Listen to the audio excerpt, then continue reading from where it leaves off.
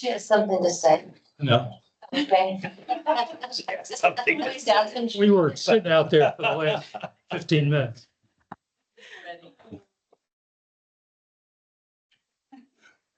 Maybe they'll make it legal. Oh, no, it's law. Sir. Call the meeting to order. Comments from the floor, Anna? Good afternoon. My name's Anna Castillo and I live in Windsor Hills. Many times I miss the 67 meeting because it's my mud and I've attended the trustee. There was 3 quick things I'm going to go through because I know we're even running late. Number one is that when I came to the trustee meeting, I had requested that we put the drainage area in the back of Windsor Hills, which is north Country Gate. I know Eric knows about it, but I still brought the string of emails and one picture. That's usually cleaned out. I know Jim, where are you, Jim? You would always send your crew out there. And I know Mike had it on the schedule this year. And I know Eric told me you're looking at drainage and trying to put it in the process. But if Mike told me that it was going to be done this year, I thought maybe it was already in the budget. I don't know how you guys are reassigning things because I really worry about that area, not just because it's my house. We've got a lot of elderly people. Windsor Hills is a 55 and over community. We know the roads are supposed to be an extra way for the water to go.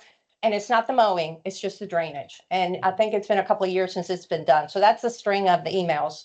Topic number 2, talking about water sustainability and everything new that you're taking on, even with the drainage task force. I have something against all the draining of the fire hydrants and letting the water just spew out into the road.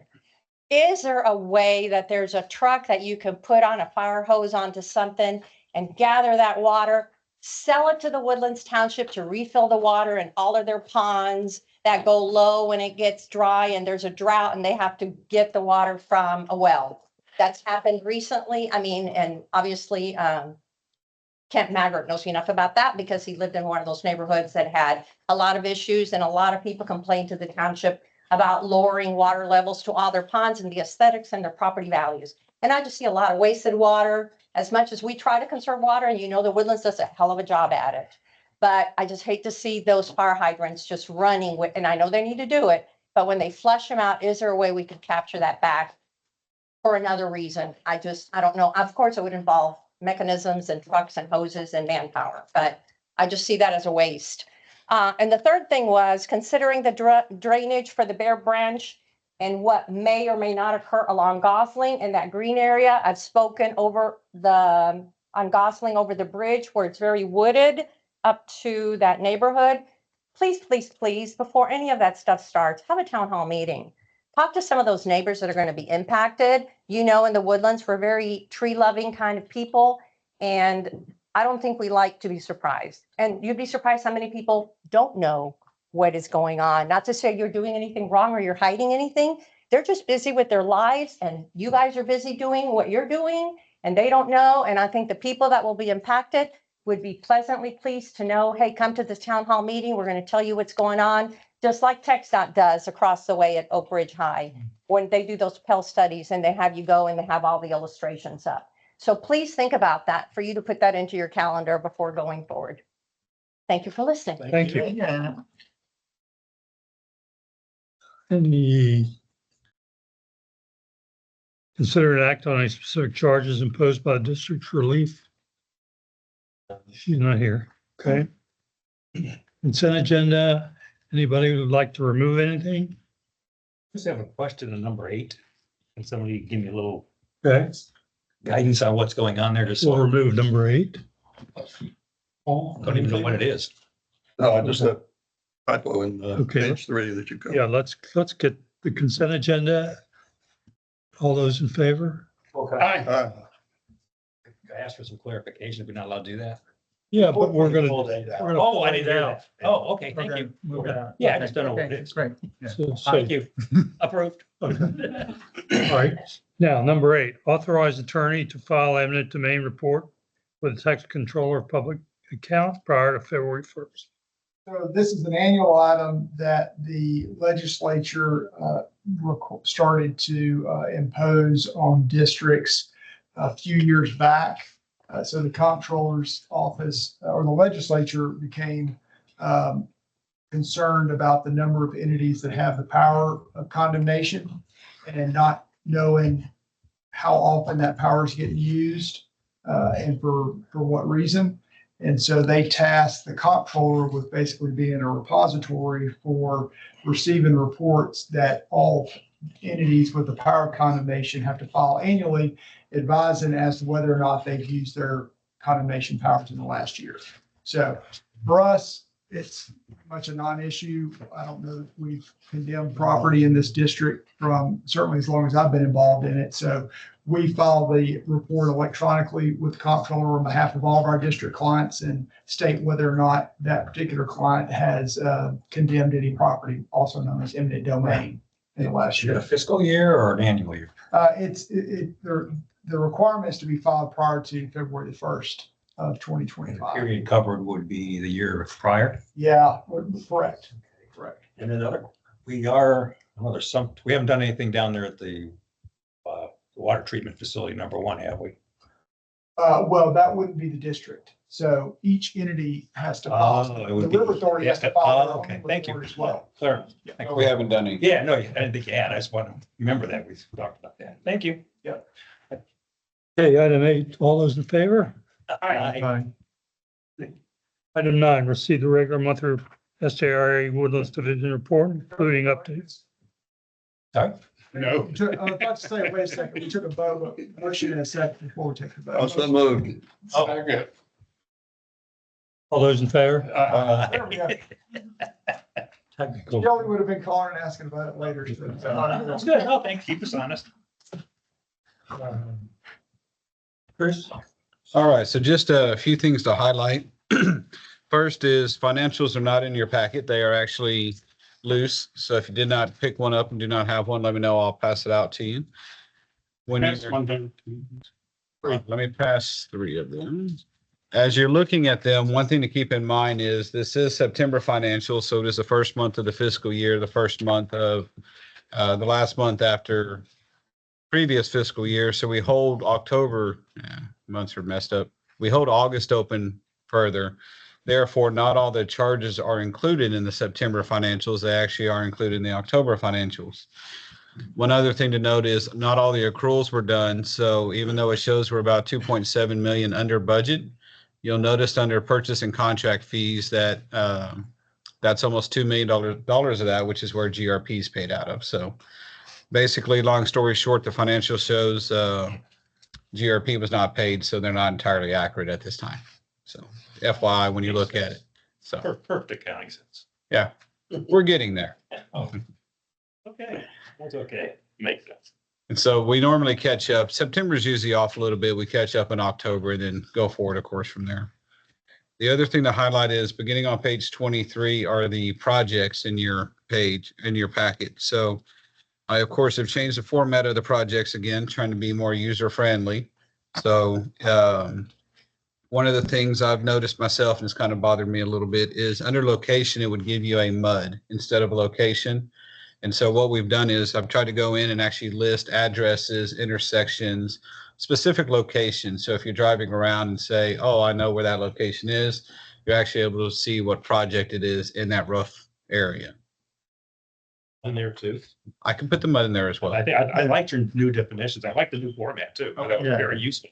But because I'm not as smart as everybody else on where everything is, you just also put MUD 67. I know where to look. Not a problem.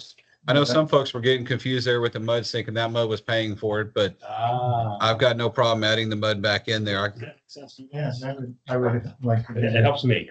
It's not a problem. Jim probably knows it, but my memory where everything is. Nope. That's where I get the info from. But just like that, if you see that something's missing, please let me know or let Eric know, and then I'll be glad to put it in there. After all, this is for y'all, so. The last thing that I do have is not in your packet. You may have noticed construction at the intersection of Research Forest and Grogan's Mill. That is a GRP water line that broke a couple days ago. Is a 30-inch PVC that was under stress. Similar to every other GRP line break that we've had for the last umpteenth years. That line, some of the general questions I've got is, material, size, age. 30-inch PVC, about 10 years old. Should not have happened. Are we gonna go back against a contractor? At that point, it's up with senior management because that contractor was in the lawsuit from the big one that happened at Woodlands Parkway and Grogan's Mill years ago. Whatever the settlement was at that point was confidential and I know nothing about it. So we just inform senior management of what's occurred, and based on that lawsuit and whatever they can or cannot do, they take action. So. Stress, what was the stress? So in this case, there was supposed to be a bend in the pipe or a drop, if you will. So there's about a 2-foot difference between where it is on Research Forest and where it is Grogan's Mill, about halfway down at the creek. And so instead of taking that PVC pipe and putting in the proper fittings to make it, the contractor essentially just bent the pipe, deflected the pipe to make it work. So 2 years ago, we had a break in that same area on this side of the pipe. Now we have a break at the 45 on this side of the pipe. And so relatively quick fix just for this piece. But the problem is we know that bend is not where we know there was a bend in the pipe. And so rather than just replace this piece and this piece and wait for the middle piece to break, we're replacing the entirety of it where the bend would be and actually installing the bend tomorrow. So it'll take probably till Friday. Water should be back on by Monday, Tuesday at the latest. We have to disinfect for a day, take some samples, wait 48 hours, make sure it's safe, turn it back. How many other places around where this same situation might be based on the installation that was done kind of in a shoddy way? So right now we're looking at 15 to 20 is what memory serves. And at some point I'll check the number up and I'll shoot Eric the exact locations. But we looked at it after the last one in 22. And there's 15 to 20, if I recall, that still need to be done. So what we're talking about is, we know those locations, we assume those locations have issues. Do we go ahead and dig them up and see if they're under stress and fix them now? Or if they're actually designed properly and constructed properly, do we just leave them alone? Do you wait for them to break or not? So have that discussion. A lot of money either which way you go, but could save a lot of water and headache for people. Okay, thank you. That's all I have unless you have any questions. Any Yes, other sir. questions? Yes, sir. AC pipeline evaluation update, please. Yeah, so currently we're undergoing the ultrasonic testing, non-destructive testing. And so we currently don't have any results. We've received progress meetings where they say they're undergoing this type of testing and this other type of testing, different vendors that do different metrics, ultrasounds and various things. So what they're going to do is they're going to gather all that data. And I think it's December, sometime in December is when they should have the results from all their ultrasonic testing. Based on the ultrasonic testing, that's what's going to allow them to decide where to go do the destructive testing. And so they want to not do as much destructive testing based off the ultrasonic testing. I tend to want to do more destructive testing since if it's within budget, right? Agreed. Yeah. Do as much. That's why we're here, right? That's why we're here. I want to be one and done. I want to get it all knocked out and done. So right now, ultrasonic testing is underway. Non-destructive testing should be the first quarter of 25. So would you expect after the ultrasonic testing phase that they would issue some type of analysis report saying, like you say, we need more testing or more destructive testing in certain areas, and this is what we've seen to date, or? That's what I'm expecting them to provide to us because that's going to help us. I don't just give the engineers and say, go out and do whatever you think is best and tell me what I need to do. I want to see their data. I want to see their recommendation. Then from that, say either add, keep it the same, change, or whatever it may be. I don't know if they do plan to issue a report. I haven't seen a deliverable schedule where they say, we're going to give you a report with recommendations. Part of the trouble though, is if they give us a report with the ultrasonic testing and says, here's our recommendations. There could be some people that see that, they say, okay, you got your recommendations. No need to spend any more money. Stop right there. You're done. Use this data, go forward. But it's only part of the information. Well, that would be a call within your house, right? Right. Yeah. If they do issue a report, would we be able to see the interim report from you? Everything we get is public information.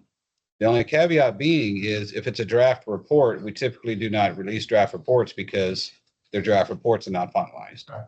But if they're final reports, I've got no problem handing out everything I get. That's why they say draft. You got it. But I mean, it's drafted. That's part of the level of confidence you have in the document. That's kind of being overly cautious. Anything I get on that, I'll be glad to pass out to y'all. Of course, pass out there. Thank you. Yeah, I'm curious. It's an interesting program for sure. It is. On the unaccounted loss, the 5.7, I assume that's just, because it's early days in the fiscal year that'll even out on page 19. It does average out. The ongoing discussion is basically, did I budget too low, which I knew was aggressive. When I look at the previous fiscal years, you're under 4%.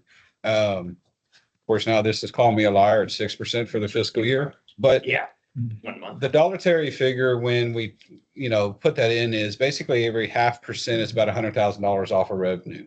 So when you're talking $42 million budget, it was a swing I was looking at. Do you have a rate increase? Do you not have a rate increase, a slight decrease? So we're still going to obviously track it throughout the year. What we did add on here, since you brought that up, is we do have the rolling 12 months. So you can see how it is rolling 12, fire hydrant flushings, water leaks, everything else. The fiscal year is what's really tied to the budget. So that's why we're tracking that to see. But early in the year, this is only 1 month. So It's just early days, yeah. you got it. Okay, thank you. Section, page 39 is the forerunner to the statement you passed out separately here. But what it doesn't show is the footnote about the past due receivables.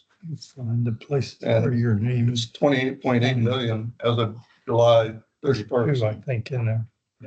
Correct. So a couple of questions. Number one, do you have a sense of what the total attorney fees are project to date for San Jacinto on this issue? Nothing up to date. I know we have spent, because I got 2 emails about this today. We've spent 2.1. We spent about 3 million this year so far on legal expenses. Just this year? Yeah. Now keep in mind, That's the fiscal year? fiscal year. Oh, I'm sorry. Yeah. Last year. Not this fiscal year, FY 24 is last fiscal year's. Okay. Okay. The bulk of that being because we did have that one federal case, the Quadvest antitrust. And that did go to actual, trial court, whatever it may be. And that was just in that 2-3 months, that was $1 million or so. Okay, but in calculating these past due receivables, the attorney fees are not in there, that, Correct. okay. When you're negotiating with the other parties, isn't there a formula that includes the attorney fees? There can be based on the judgment if we get to that point. So if the court rules, they could say you can get attorney fees or you cannot. And that's probably more in your wheelhouse. But if you do something beforehand, it's always a negotiation who pays the attorney's fees. If at all. Sure. But I will get the attorney's fees to date and then I'll get them to Eric so he'll have them and then he can pass them out. I assume there's an equal amount on the other side, or approximately equal. To a certain degree, I mean, from what I've heard before, it's kind of lopsided. We've paid more than the other side in some cases. it would have been 75-25, the numbers are huge. Numbers are big. See Brian smiling over there, though. Not a lot of work. Anybody else have a question? No, it's good observation. Item 10, receive update regarding Pear Branch, Panther Branch Research Forest Drainage Improvement Project. All right, we had a meeting a few weeks ago with the stakeholders. Stakeholders met and listened to some alternatives, some things to think about, and just to bring everybody back up to speed on the history of it. The engineer LJ had completed the model earlier this year and did some updated cost estimates. Those cost estimates were in excess of the funds that we have available. So that brought into question, what do we do next? So we had the stakeholder meeting to brainstorm what to do next. And what came out of that meeting, after looking at a number of different options, essentially of taking the model that has now been built over the last year and a half or so and running some different scenarios at it. And so the outcome of the stakeholder meeting was, and I think it was unanimous, is that they would, and keep in mind the path that we were on was to clear out the Bear and Panther branches and then build a detention pond there at the northwest corner of Gosling Research Forest. The two options that were agreed upon to look further on in the modeling would be, one, to just clear out the ditches, the branches, and not necessarily build the detention. See, what that would do downstream impact, as well as the improvement and benefit to the immediate area in question. The other option that was considered and agreed to was do some of that clearing as well, but then instead of building the detention pond there at Gosling, looking downstream of that into clearing out some area down there and possibly building some detention pond further downstream, which would be east and south, essentially. So it was agreed in the meeting to go forward with those two options, as well as to identify some other rainfall and historical impact data from areas around the Woodlands as well, not to exceed about $20,000. And the agreement was that the LJ would have that by Thanksgiving. So I haven't seen it yet. We're not quite to Thanksgiving, but once I do, we'll start distributing out some of that information and then look to probably have another stakeholder meeting to assess what they found and go from there. And then at that point, I think the reason that we wanted to look at a couple different options is that if we were to contemplate the option that we were looking at, for instance, and say, well, how much, if we downgraded the scope of that option to the amount of money that we have, what benefit would that get us, right? So that was one of the ideas. Well, I kind of brought into question, well, what if that's not the best option to begin with? Maybe there's a couple other options that might be viable, and we didn't know because it hadn't been modeled to that degree. So that was the reason. Once that information comes back, then we can kind of look at the different options that have been modeled and see if, ideally a silver bullet sitting there, but I don't know. And we'll have to make probably some tough decisions. Is the benefit of one of these options? Can we do it fully with the money that we have? Can we not? What's the next step? So that's where we are right now. Cost for those two options? Not to exceed 20,000. Oh, that 20 was for, I thought that was. Run those. To run the studies, we don't know. All of those. We don't know. Yeah, they'll run it. Run the model on those two options. No, I wasn't asking for, I meant the cost to do the work, the modeling. Oh, the model. Yeah, not to exceed 20,000. Thank you. Yeah, once the options, it was, the question kind of came up, do we really need to develop each one of these hypothetical options and start getting cost estimates when we haven't modeled it to even know if it would work or not? So they weren't developed to full cost estimates for And that. it was 20,000 for both the options. Correct. Yeah, Total. okay. 2.5 actually, because of the water budget, if you will, the mass balance. Try to Yeah, get it was carved down a little bit from the recommendation from the engineer. It was pretty, I think it was, again, you hosted a very good meeting, a lot of good interchange between all the MUDs involved. Mhm. Very open and frank discussion. I agree with you. I think it was unanimous to take this back. So Yeah. that's encouraging. We missed you though. I missed it, yes. It was a day selected that I could not attend. Sorry. Any other questions on that? Okay, item 11, review draft water reclamation facility 1 decision matrix. Okay. So in your packet, you'll see a couple of different sheets that look like this. So if you recall, there's Estrade has a third-party engineer, Corolla Engineers, doing an evaluation of 4 options on the wastewater treatment plant options. We talked about that a few months ago. In addition to that analysis that I believe is expected to be done May, June next year, there was a request to create what's called a decision matrix that would theoretically be utilized to assist in the decision making once those options were, analyzed next year.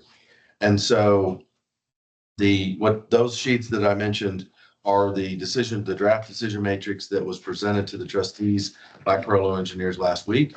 Some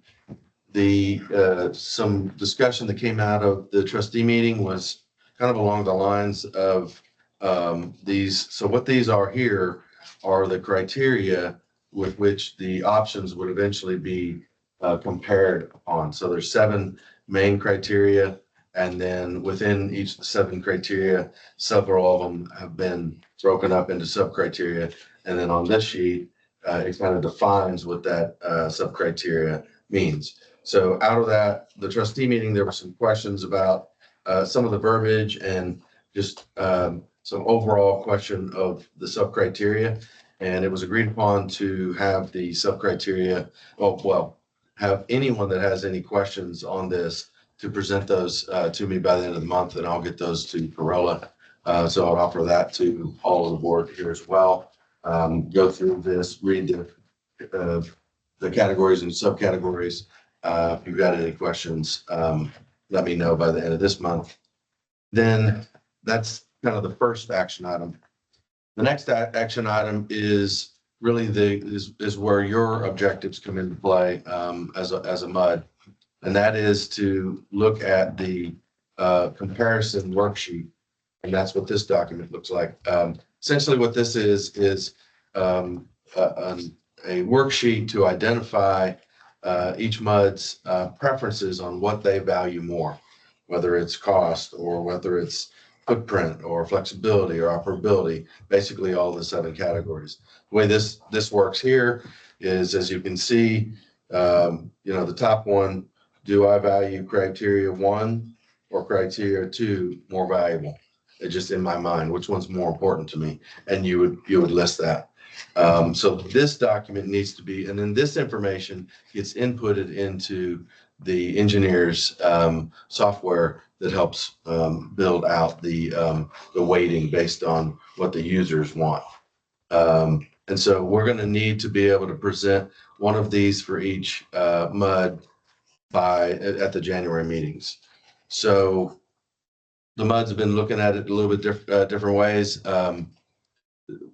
You could have one director do it and go pass it kind of around. I don't think anyone's really using that. The other was to have each director fill one out, and then I'll compile them and share the results with you.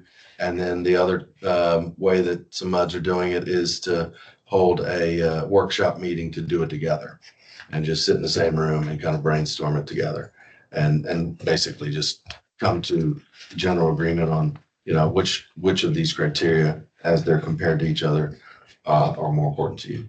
So that's kind of up to y'all on how you want to handle that. But ultimately, we need to get one of these filled out for the MUD January. Okay, Can we back out a second on this whole thing? So I watched the trustee meeting, and I'm assuming that was the first time that the consultant presented this stuff to the trustees. Because we've never heard any of this, right? And I understand that they're the consultants that we had a process going and we asked to have an independent look, if I'm not mistaken. And there's, you keep talking about the 4 top options, right? I don't know if you call them alternatives. There's 4 things at the top that we're trying to evaluate, right? In essence, we're trying to buy a car, and there's 4 different cars that we've looked at. And we're asking, if I'm not mistaken, we were asked the consultant to relook at each of the cars and do an evaluation of the cost of the car, the performance of the car, the pluses and minuses of the car. Is that right? Yeah, so those 4 options are being evaluated now, and they will be, that evaluation, my understanding, will be complete May, June of next year. Okay, so. But in addition to that, Yes. the trustees requested that the engineer also provide a decision matrix to assist, because there was some concern, because this has been evaluated for the last 10 years over multiple evaluations, that the MUDs have had difficulty making decisions on the Fair multiple. enough. Yeah, and so Yeah. that was kind of where this came from, Right. was an idea to create a process or a tool that would help make a decision. Sure, no, I appreciate it. I think that came out. My problem, my question is, I don't know what, I don't have the exact definition of the 4 cars. I mean, I know we have these minor cases, we've talked about it, we've pushed stuff around. I know there's a bill replace, and there's 4 cases. And the consultant is doing the work. So clearly there must be a scope of work that says, these are the 4 cases that we're asking them to investigate and delineate. Can we have those 4 cases, so when we look at a matrix to evaluate it, that it's clear what the 4 cases are specifically? Yeah. Okay, well, that I'd like to have that, because I well, don't have it. That was well documented and provided to you previously, but we can do it again. That's fine. Well, good. I'd love to see that before we launch into picking the paint on a car. Also, the presentation that was given by the consultant also is available here. The four options there. Oh, yeah, we are saw, there. we couldn't see it on the screen. Okay. Is we have it in paper here? Oh, okay, good. I'd love a copy of that. It does have on page 4, a summary of the 4 options. Yeah, I'm not looking for a summary. I'm looking for the detail. If I'm a engineer or a consultant and I'm told, here's your 4 cases to tear apart, I want to see specifically what they're tearing apart, also specifically what they were asked to do. And I don't have that in front of me. Right? Because they're out there launching, their technical people are doing the work. And so now we have this matrix. And I'd like to know who picked the 7 criteria and the sub-criteria to evaluate the cars. The engineering firm. And did they consider other criteria not included? I don't know. How did they pick them? My understanding is they picked them based on their experience of doing this on other Did facilities. we ask them if there's some other things that they left out that they might have included but didn't? Did other people evaluating similar projects said, this might be important? Did we just say, here, they said, here's the work, and we said, okay. This is a draft that is presented to the trustees and now presented to you. As I mentioned earlier, it's for you to give me information and comments and questions that I'll relay back to them. So if that's a question of yours, I'd be happy to. Well, it's a question, but it's kind of late in the process. If you're telling me by January, we're supposed to have an answer. I mean, this is the frustration part for me. I haven't missed a meeting. And we come in and we're saying, you have to have this done by January. Consultant says we need it. But then you told me I think you said the study's not supposed to be done till May. So I'm not even understanding the timeline here. What is the time? They're still doing their technical work, right? Correct. Okay, so they're going to do a technical work and I understand we're going to use this matrix to make some decisions because we're going to have input into what the weighting factors are and what we think is important. I got that. Why would we do that and give it to them while they're still doing their work? That seems to bias the work. In other words, oh, sure it does. Okay, so somebody, we took this thing and one MUD said this is important, another MUD said this is more important. Well, I don't think the guy doing the technical work should have the score sheet. He should do his work. In other words, you have a car, I'm Consumer Reports, I'm going to see how fast it goes, I'm going to see how expensive it is. I'm going to write up my report and I'm going to we're going to have the analysis done. Now you tell me that at the end of that process, here's a score sheet. I'll fill all my answers into your score sheet. We'll see what the real answer is. That's the only way you do it unbiased. So why are we rushing to fill out this sheet in January or December when the work isn't going to be done till May? Are we going to hand it to these guys? That is to identify what your preferences are. I understand. At the end of the day, if this is a score sheet upon which we make a decision, this is what should be held to the very end. We can do our work. We can lock it in a lockbox, however you want to do it. But the consultant doing the analysis should never see this until they're done with their analysis. It biases the analysis. Yeah, I would tend to agree with that. How can you? The cost analysis is an independent activity and that should go on. And this is separate. It's supplemental. It complements that work, but it's separate. I agree with John on that one. I mean, they identified what they think are the 7 main criteria. However we rank them, doesn't matter. They're still going to do an evaluation that's going to delineate some of these, what the factors are for operability, cost, et cetera. Why are we being rushed to give them the score sheet? I don't think that timeline's valid, and I don't know how it came up. Okay, we'll send that That's one of the comment. questions. Yeah, send it in. I'll ask that question. Can we wait till next month to look at this? Uh, After you get the answers? Well, so the process that's been laid out was to get all the questions to me and I'll get them to them at the end of the month. And then they would look. End of this month? End of this month. But yeah, just on the questions, no, not on the evaluation, but on if you have any questions about this, about what the definitions are, perhaps are there other categories like you mentioned, and we would get that information to the consultant and then they would gather that information and then refine this or answer the questions so that you would be better tool to be able to even answer, which options or which criteria you prefer. Why isn't the consultant here?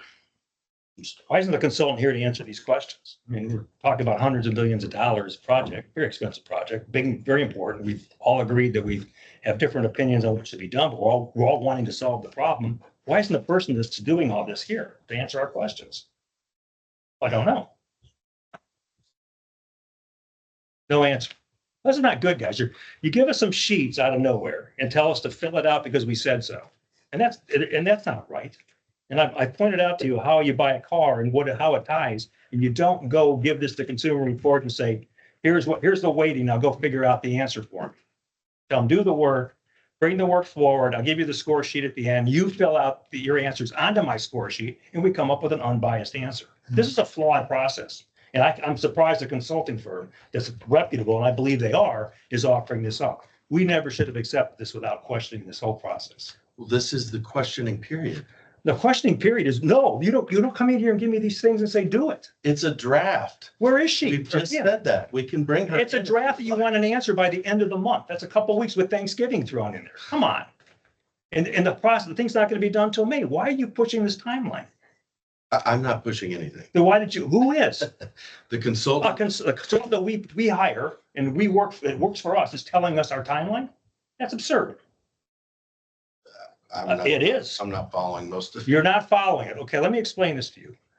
We have an employee, a consultant that we hire to help us come up with a solution. And they're going to tell us the timeline that we have to work to satisfy their demands.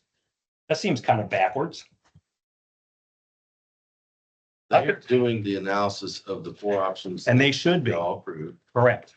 And there was a decision made to create a tool that would assist the. No one's arguing any of board. this. Correct. And this is the draft that was promised to come out in November.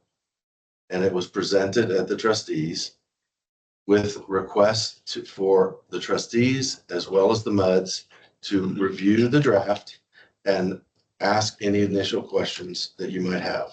And then we would present that back to the consultant. They would evaluate, answer questions.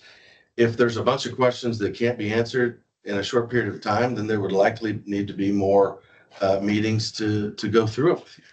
But you have a timeline that you're No one is operating. dictating anything to you. You sure are. You said you have to have this by the end of the month. And the consultant said we had to have the answers by January. Of course you have. In what world do we not have deadlines at least to target? I can tell you what we don't do is we don't let consultants tell us what the deadlines are for us to make decisions and to run a process, especially when you dump 4 pages on us and say, here, fill this thing out. We want answers. That's not how Put the it's done. deadline a little bit, not so much for the decision matrix, but more just for the entire project. So the project originally the deadline for the project was set by the trustees a number of months ago. And so turning in the decision matrix, that was also set by the trustees by the November 1st deadline. Now, in between which step comes first and which comes second, that hasn't been brought up, but I agree. Turn that question into Eric, and then my recommendation is the finalized report and all the questions goes back to the trustees, and then the trustees say, yeah, we agree with this, or we don't agree with this. And then where does it go from there? At that point, it's really up to the trustees. Because there's a 2-part process. Part of this is the MUDs will fill this out. The other part is the River Authority will fill it out as well. Eric, did the trustees have any problem with the 2 sheets?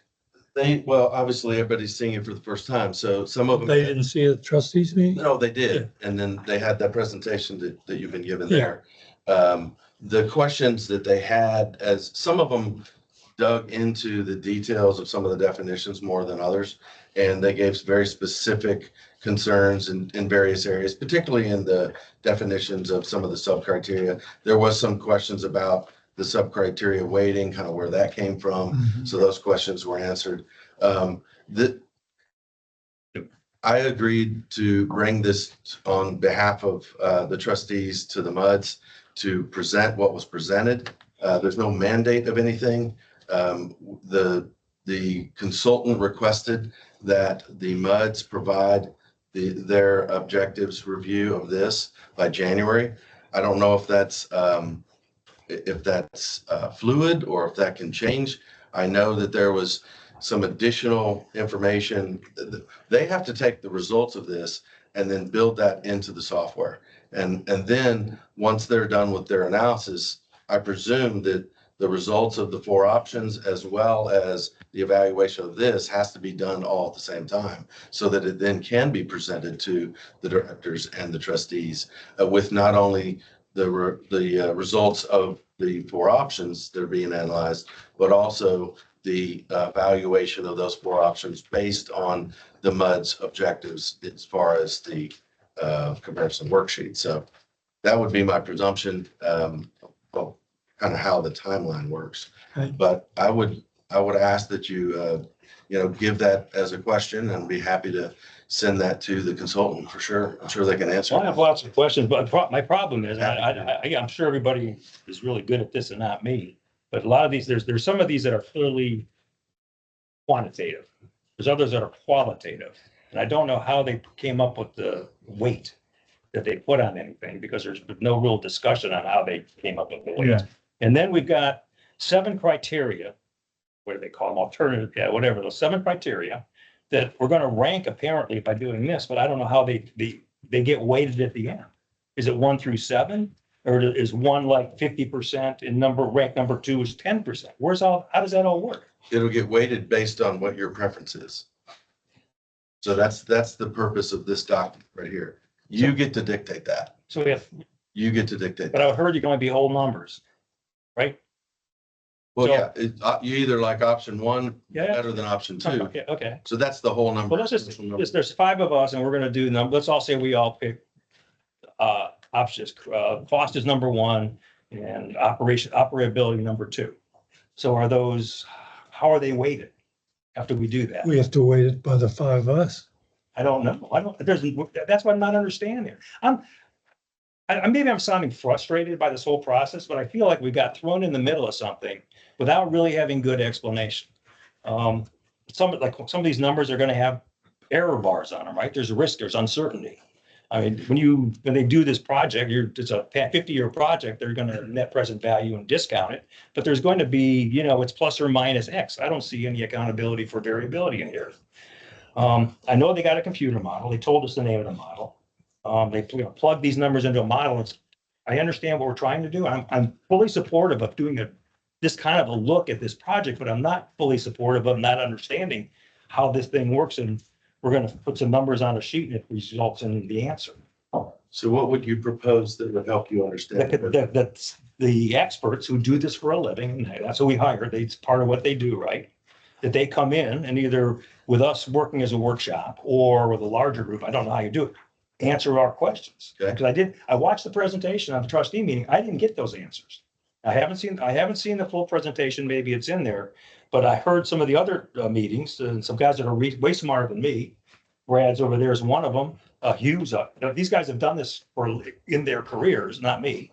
And they had questions on what the heck was going on. That's not good. And some of our smartest directors are confused. What do you think about poor little me? I mean, we're not doing a good job of getting the consensus formed around the same thing. Well, we all have different opinions, but it'd be nice to know how the process is working before we vote. Mhm. I think that's my concern. And that's why I'm concerned about the timeline. So how would you like to have that? Well, one of the questions needs to be that we need to get an answer is there has to be some sort of a formulaic way they take this input that we have as well as the other directors and how they do the weighting of our input in this other sheet when we eventually put it in. How are they going to do that? I would recommend that we get with I mean- them and they come with us and they tell us So- what the 7 criteria were, right? So 20 directors said this, so that gets or Right. there were, That's do the they count it by the number of directors that favored this option versus that? And so that gets well, how are they going to do it? That's all I think we're trying to figure Yeah, out. that's in the presentation. Okay. Well, I'm trying to figure out what these 7 things are and the sub things and how we're supposed to understand what they mean and how when All we right. score something, how it rolls together into this matrix that's going to value things. That's all I'm trying to understand. Yeah. And the second thing I want to understand is how, before you take your test, to get the answers to what the test is supposed to look like. Because I think that's the wrong process.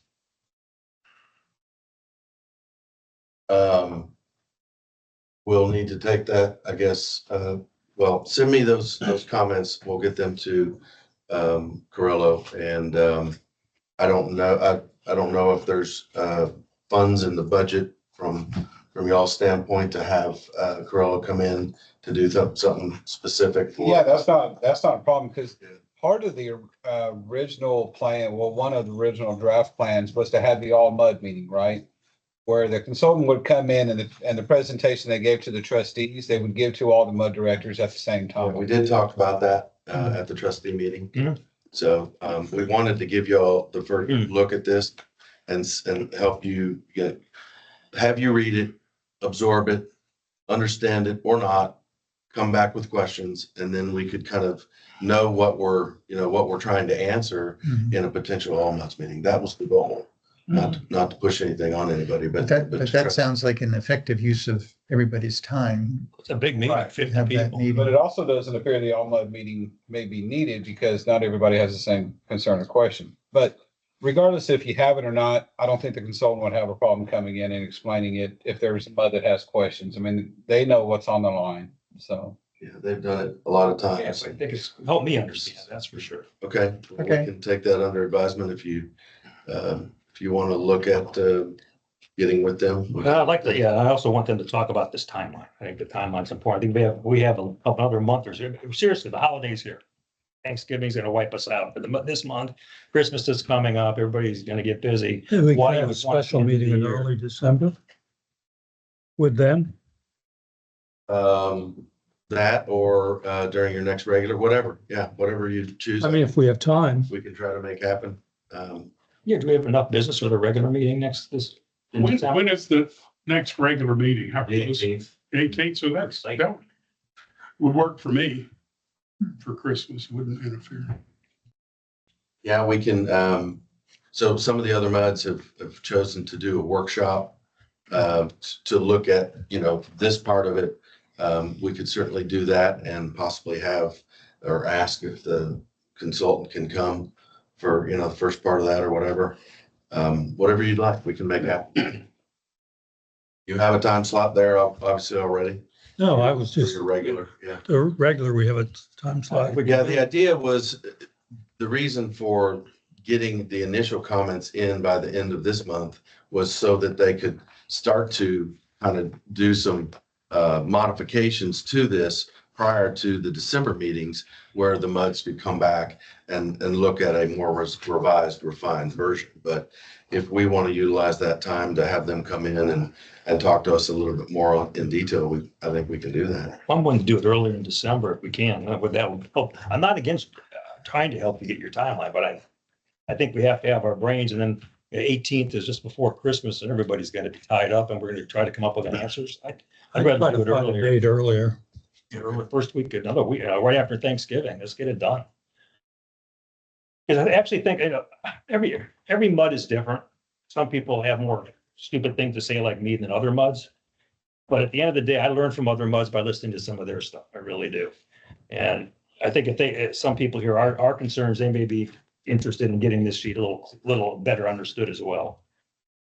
That's what I'd like to do. I'd like to offer it that we do it earlier in the month of December. So we'll defer a decision on this until early December, till we hear from when you want to set that meeting. Okay. With the provision, we're supposed to give Eric some comments, which I'll be happy to do. And I'm Any other comments? Eric, now, are you talking about an all MUD meeting or just a presentation for MUD 67? That's what I'm hearing, is to have the consultant here to meet personally with them. Could you, I don't know if it makes sense, since it's a MUD meeting, but it isn't. I mean, we're not taking any effective action, are we, Brian? Can we have other MUDs join us? No. They cannot join us in the same Still room. deliberating. Oh, okay. I think it could be recorded so they could watch it. Oh, there you go. Okay. That's a good point, Jeff. Okay, We'll look at some dates and try to get some dates out there. Thank you. thank you. Okay. Considering direct trustee to vote on appointment of vacant WWA seat on the SJRA GRP Review Committee. All right, just to kind of get everybody updated, the WWA has a seat on the GRP Advisory Committee that gives recommendations to the board on actions of the GRP.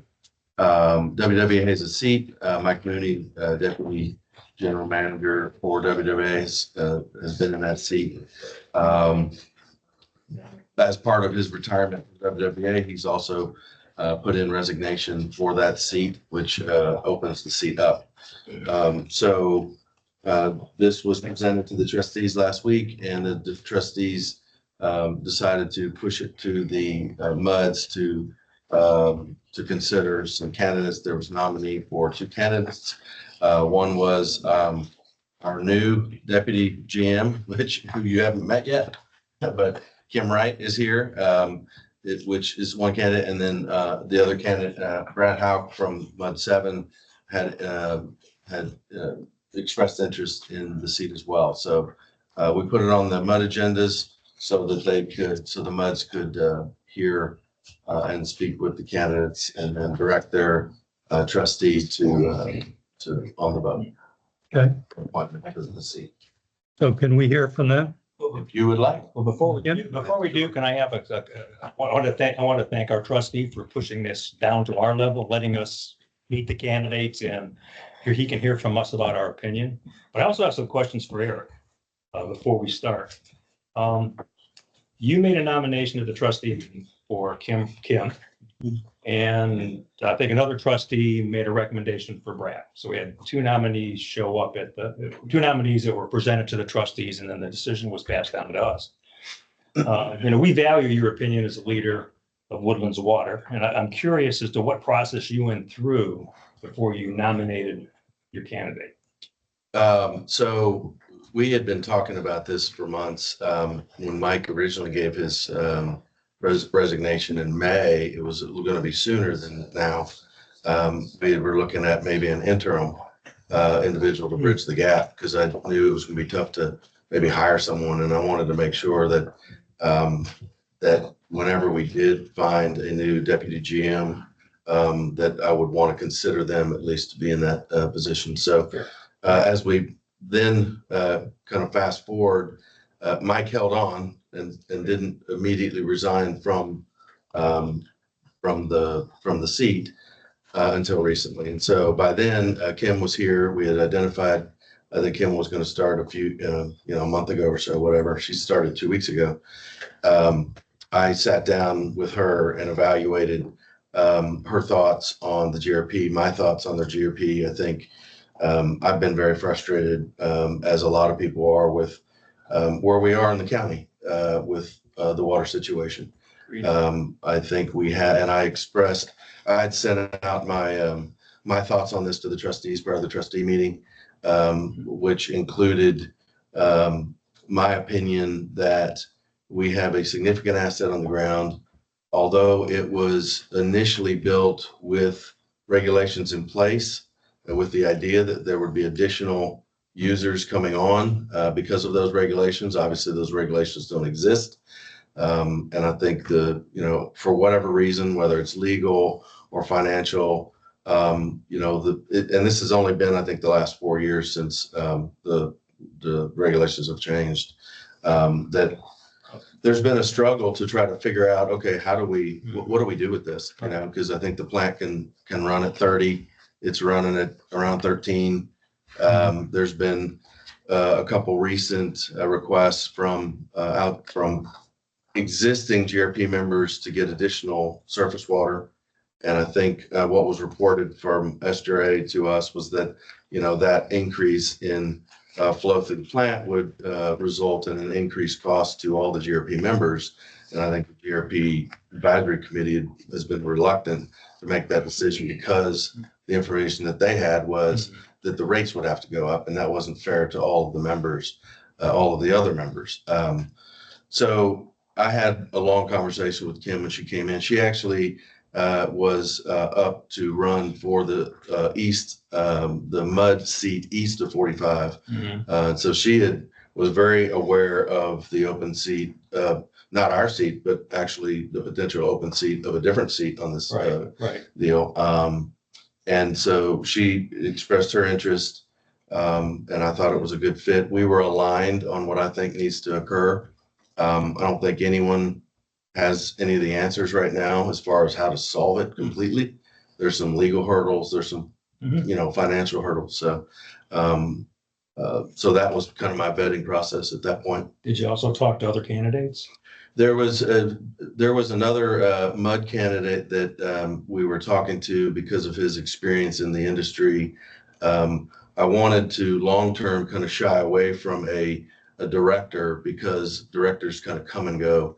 And, ultimately, over the last few years, some of the mud elections have gotten highly political. I don't believe this is a political issue. I believe that the mess we're in right now across the county is because it became a political issue, unfortunately.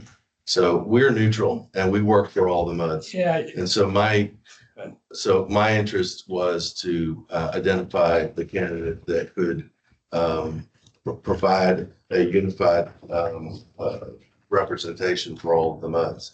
So you did not interview Brad to find out if you were aligned or not.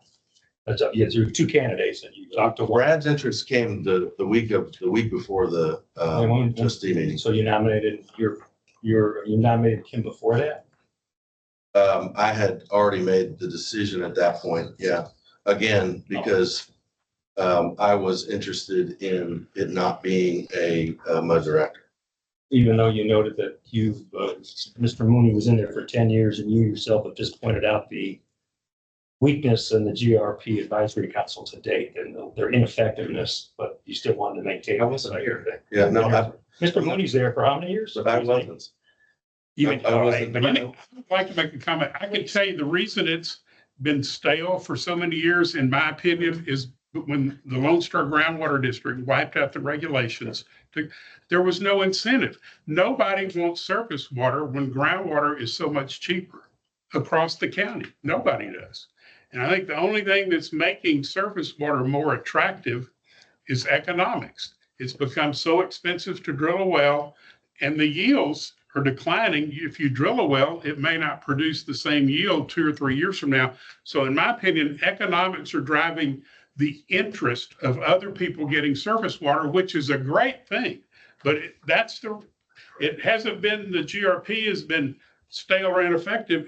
There's no regulations, there was no incentive. But I think we have a new day coming where, as the economics present the need and the benefit of surface water, we're going to see that. And it's time to do some changes. That's my opinion and observation. No, I think that's fair. And our water resources declining.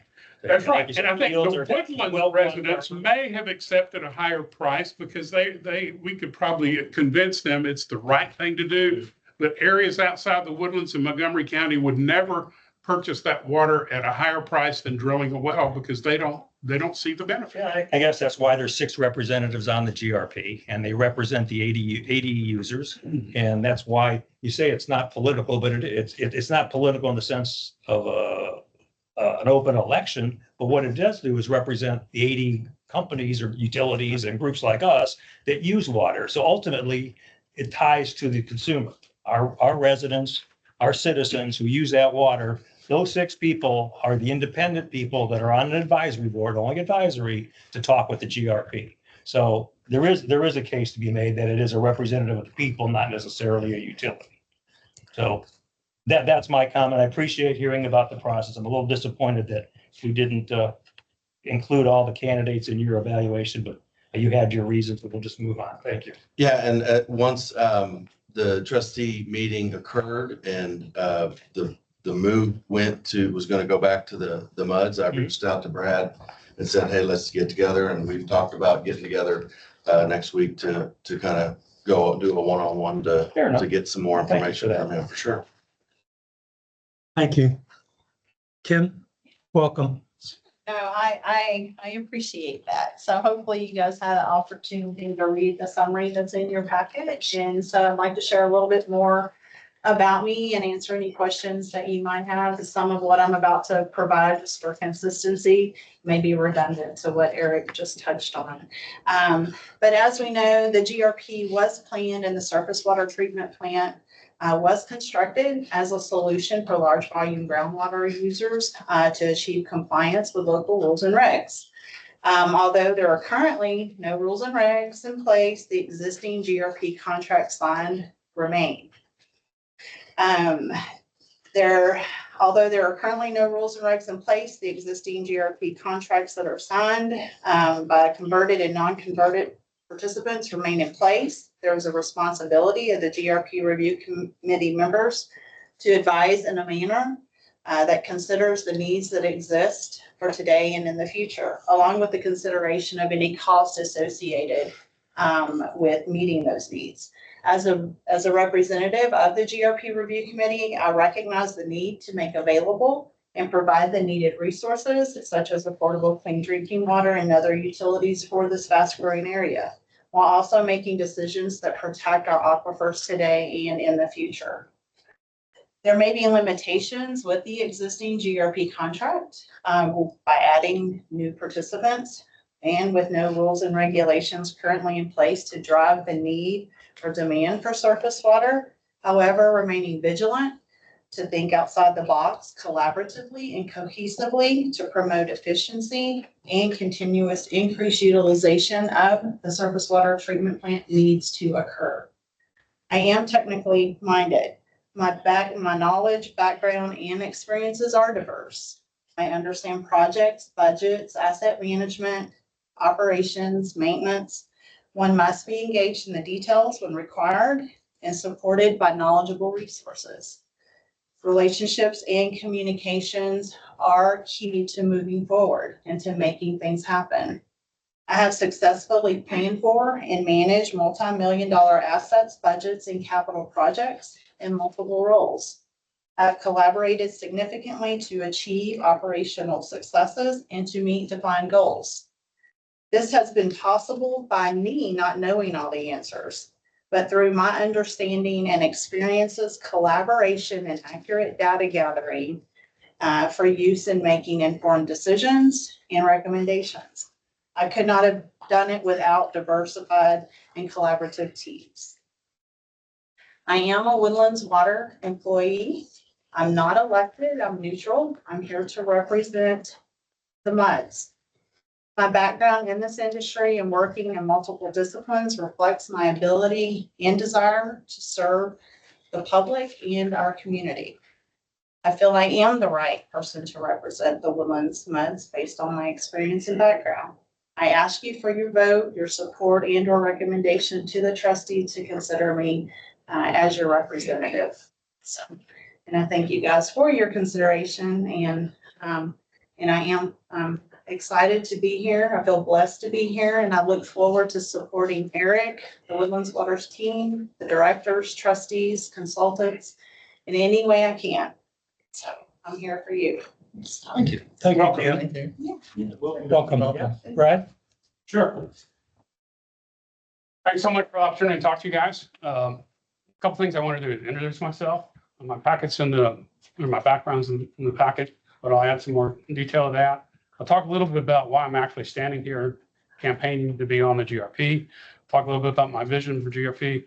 Talk a little bit about some of the questions other MUDs have asked, and then close with really, what's different. Okay. So to start out, Brad Hauk, chemical engineer from Georgia Tech, 40 plus years in the hydrocarbon processing industry, retired from ExxonMobil as a senior technical executive in 2021. Do have had my PE, active PE until I retired, and I went inactive.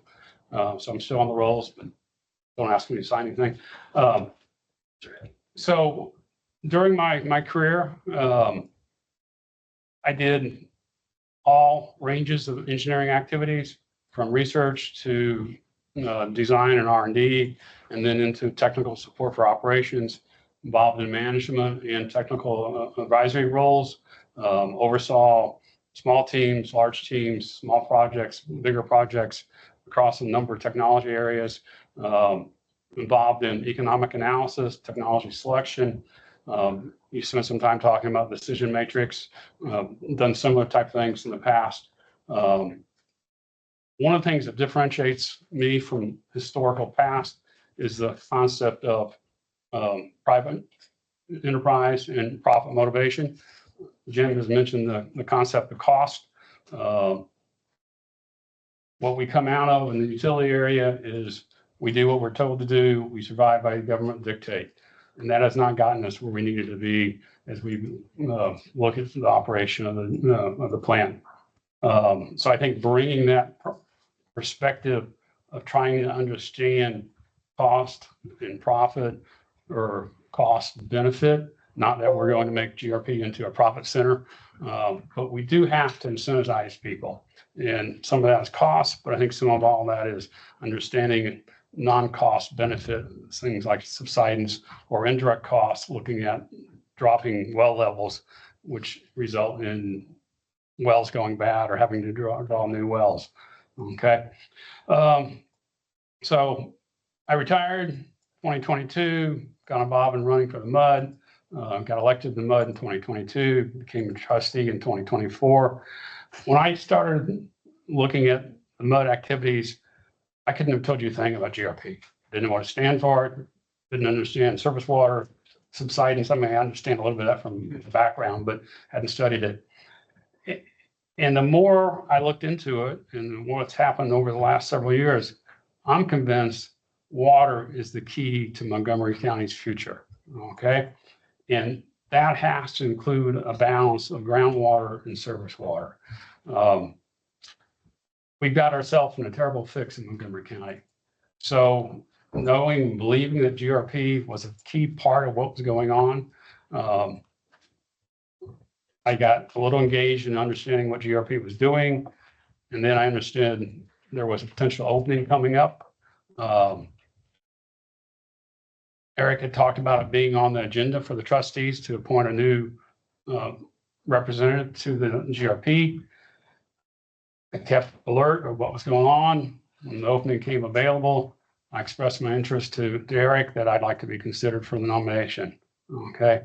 There was nothing hidden, nothing dark or mysterious about how I ended up as a nomination. I expressed interest. The fact that it was on the agenda was posted. Anybody could have come to the meeting and said, I'd like to be nominated. Okay. But they had to have a trustee to nominate them. So where you are today, you got 2 nominations, Kim and myself. Vision for GRP. GRP has been run forever at half capacity. This is at the same time as Conroe's in the process of drilling 4 new wells. And Montgomery is saying they can't expand because they don't have enough water. We've got a real mismatch of what's going on here in the county. And on top of that, if you look at your package, you see the data for the well levels, they're continuing to come down. Now, they're not as bad as they were prior to 2016 or 2018, but they're still coming down. Something needs to be done. The organization in the past has said, well, we can't do this, we can't do that. Nobody listens to us. We're in a box. Well, it's time to get out of that box. Okay. And it's time to make a change to somebody that will join the GRP and drive change so we can get that plant running at a higher capacity and we can stop the never ending use of groundwater. Okay. It was nice when you had a government mandate and they solved our problems for us. People didn't like that.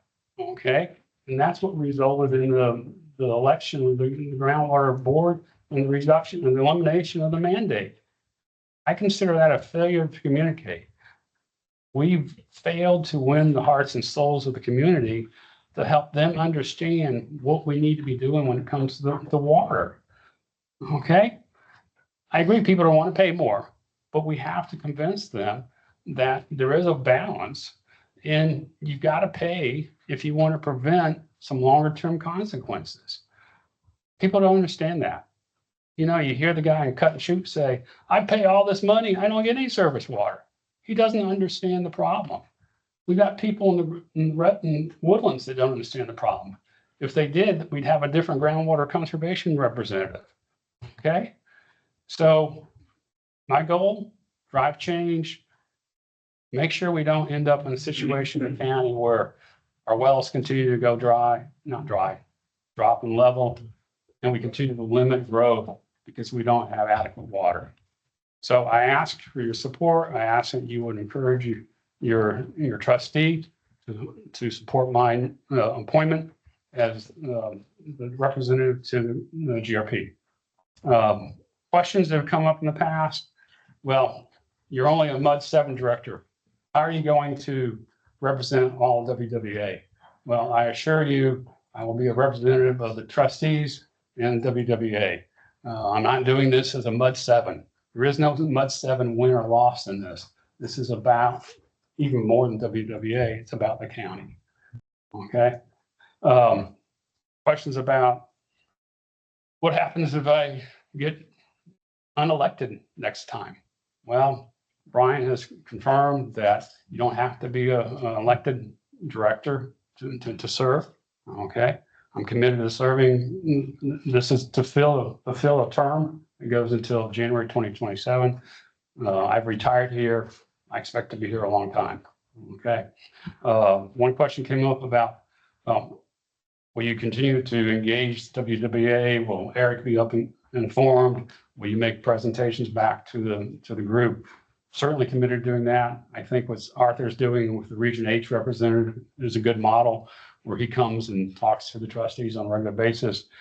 Happy to work with Eric. One of the things that came up was the need for Kim, from a career development standpoint, to have some engagement with GRP.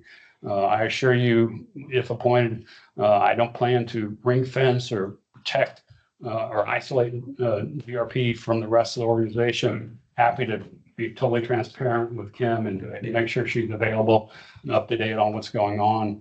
And I think, frankly, that would free her up to focus on getting into her job as deputy director here and let me handle the GRP, but keep her up to date. What other questions have come up? I think that's most of them, most of the questions, but I have to entertain any more questions folks might have. Would really like your support. You can tell I'm passionate about this. I just feel like there is a very important common interest here that we failed to make the case. And we've got to get people that are energized, that will drive change, engage the community, and solve this problem before it's too late. I don't want to be sitting, have people 10 years from now say, why didn't you tell us, as their house sinks and we have to drill more and more wells? Okay. So. Thank you, Brian. Okay. Thanks. I have some questions for both of them. Is that okay? Okay. Well, yeah, I'll just throw out the question for both of you, and you take whoever wants to go We'll first. make a point that we are, going to be running a little short on time, so we'll have to try to keep it somewhat streamlined as best we can. It's been running long on all the meetings. I just want to point it out. Sure, thank you. So look, the question for both of you is, what specific factors do you see that may limit our increasing use of surface water? And how can you work with the GRP review committee to bring more cost-effective surface water to the residents? I have a quick answer to that, and it's the existing, the contract that's in place, that was put in place with the original participants that are part of the program. And so there could be some limiting factors there with just having new participants just join. And so that would be potentially a talking point to help facilitate discussion on how that could be overcome. And then also, I think with that, knowing that, it's planning now, not for when someone comes to the GRP and they need the surface water, but plan now for what that approach would be.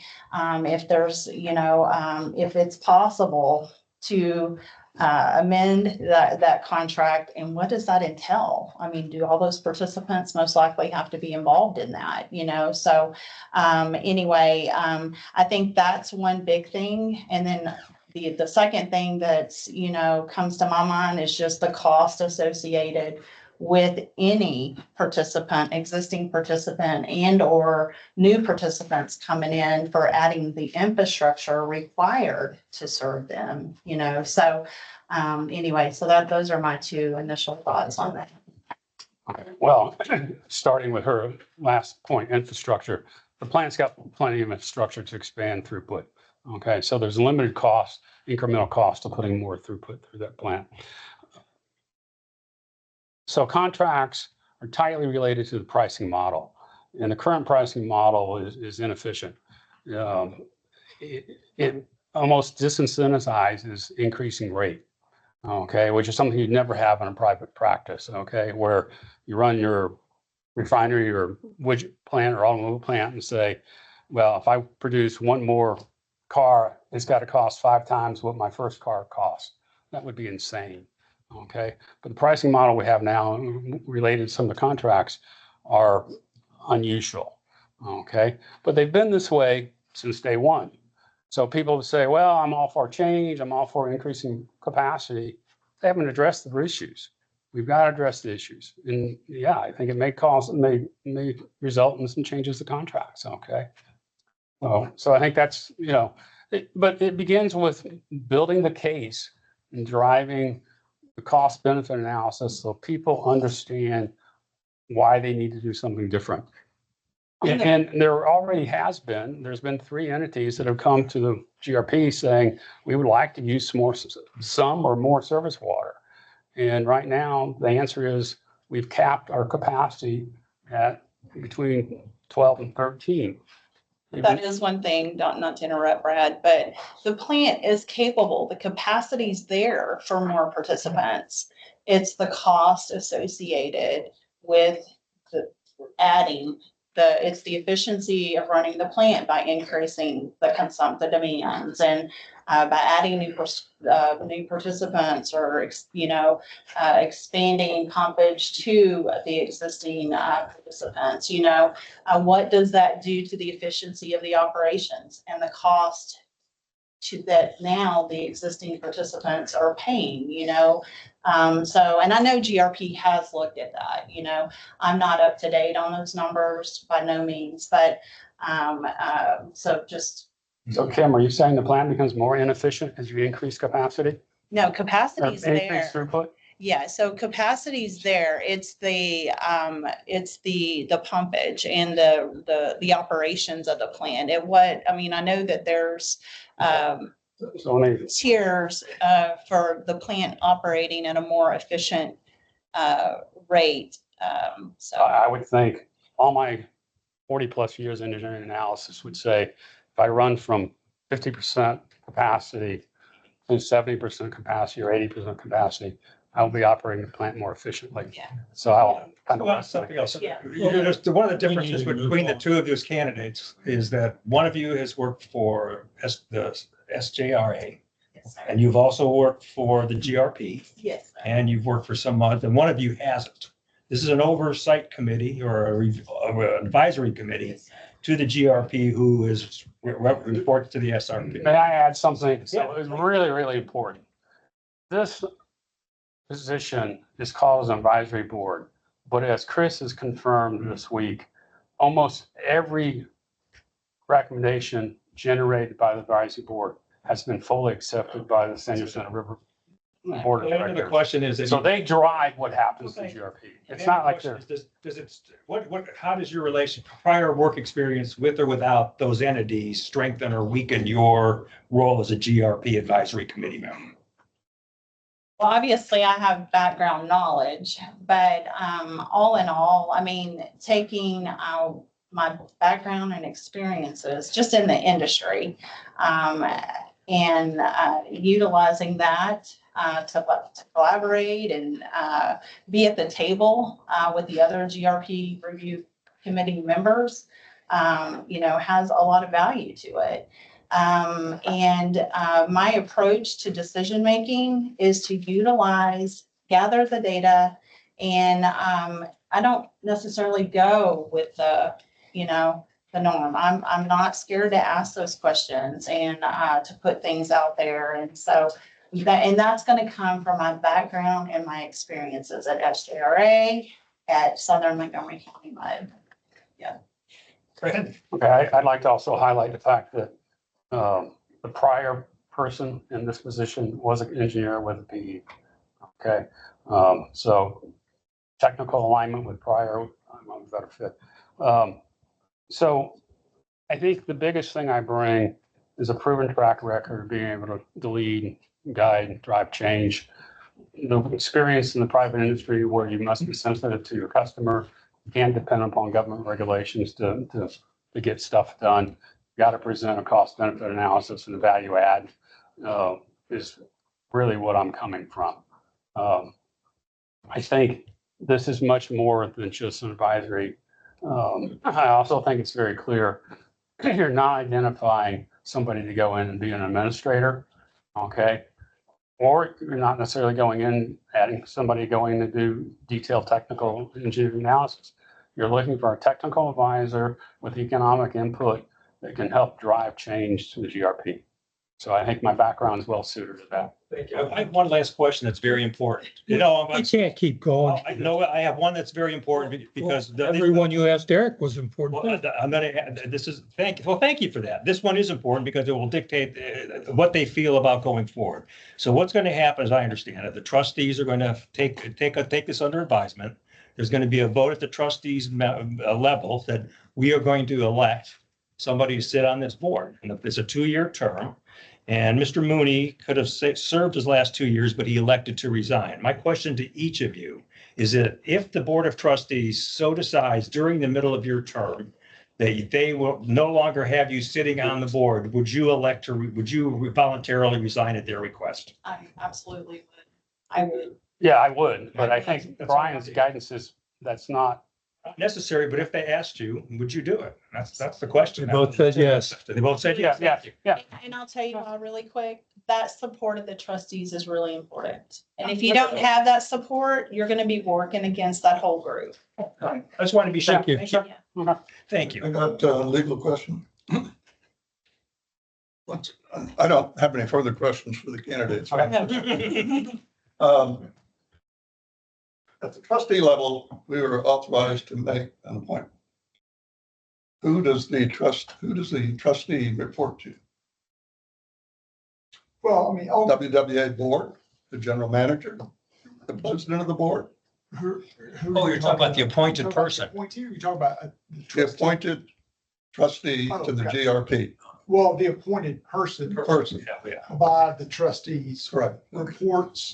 will make reports to the trustees.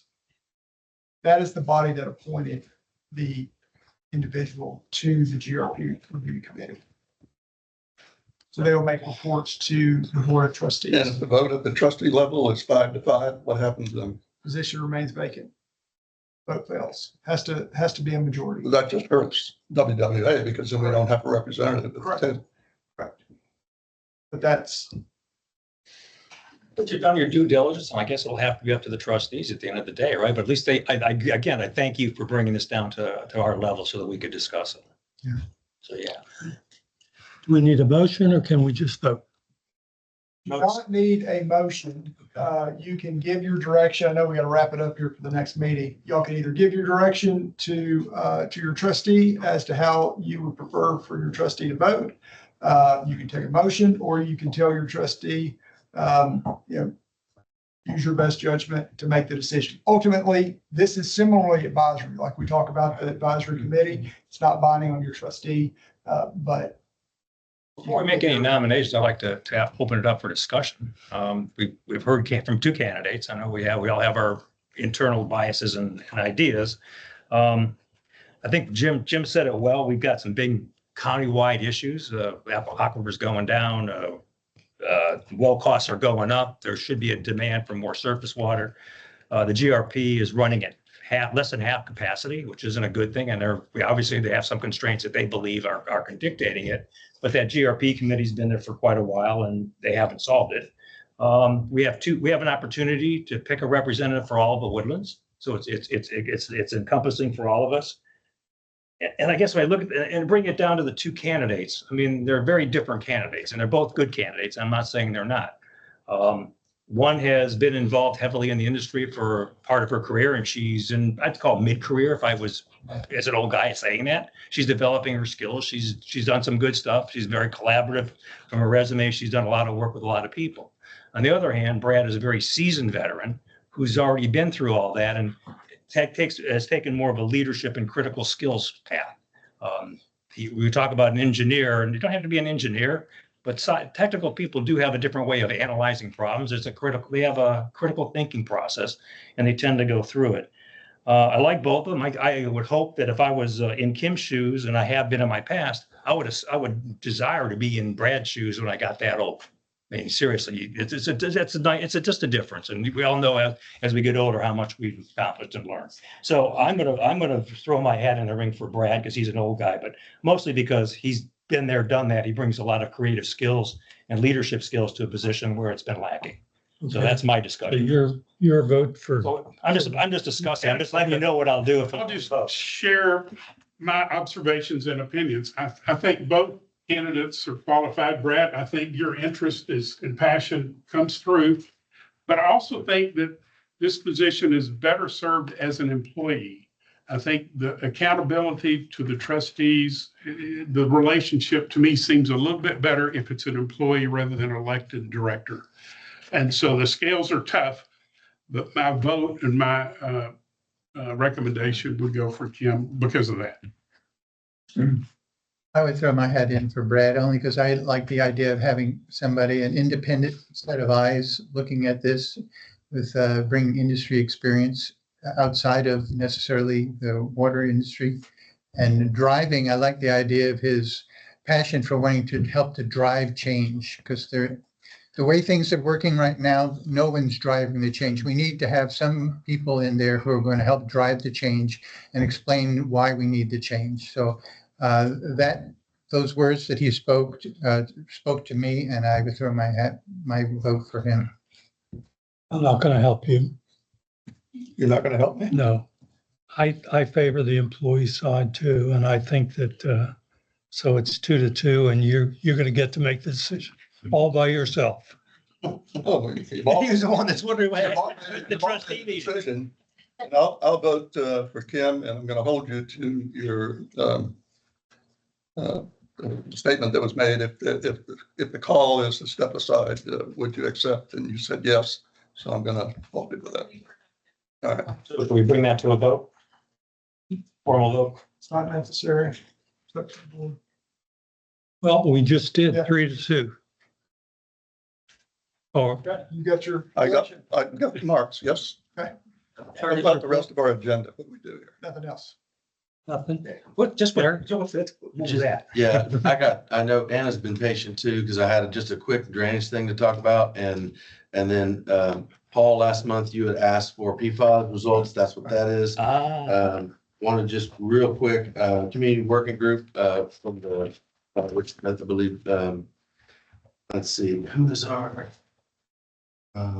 Yeah, Steve is your representative on the community work group. So that meeting, the first meeting has been scheduled.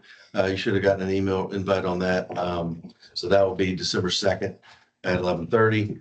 And then lastly, I just wanted to say that we are going to be, I'd mentioned building a CIP and project plan for particularly the main thing is the ditch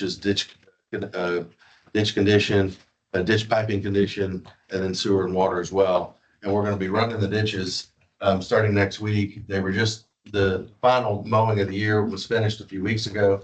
We're going to be running those.